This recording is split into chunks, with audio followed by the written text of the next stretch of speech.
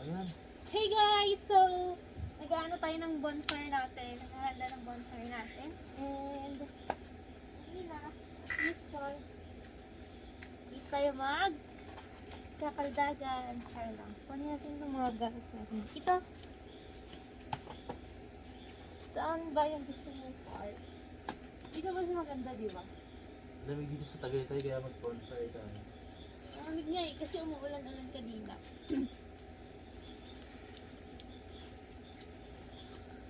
Dito mas magandang ano, di ba? Dito ako. Tapos, ano, ito naman, babe. Okay siguro yung apoy naman, di ba? Okay naman. So guys, abangan nyo na lang sa channel namin yung video dito.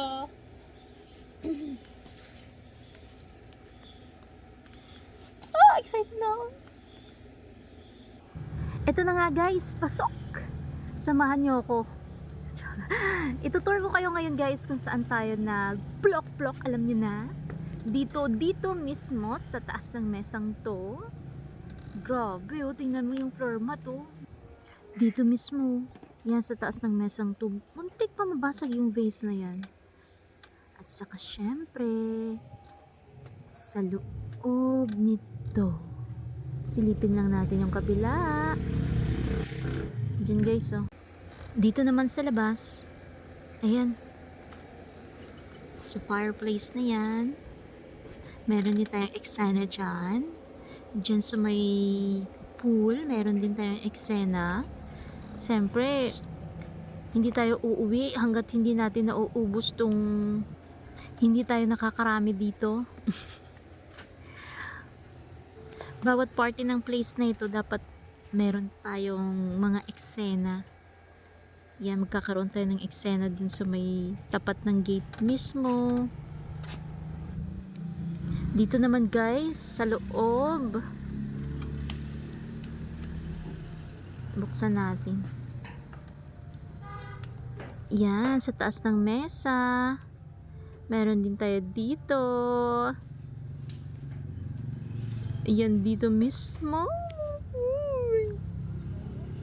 Sa ilalim ng mesang yan, meron din tayo, yan, sa ilalim yan. Syempre dito sa sofang to guys, meron din tayo sa taas ng mesa. Mahilig tayo sa mesa ngayon. No? Buti din nabali yung paa ng mesa.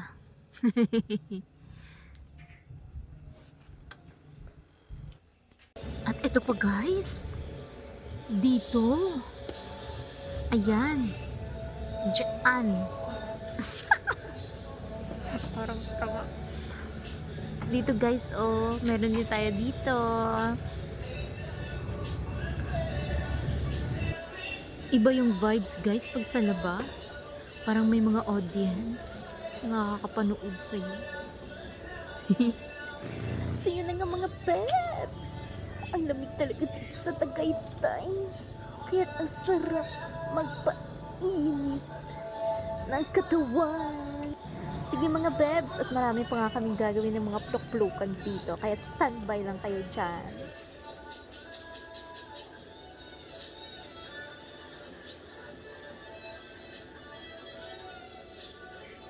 Bye mga bebs! Please like and share!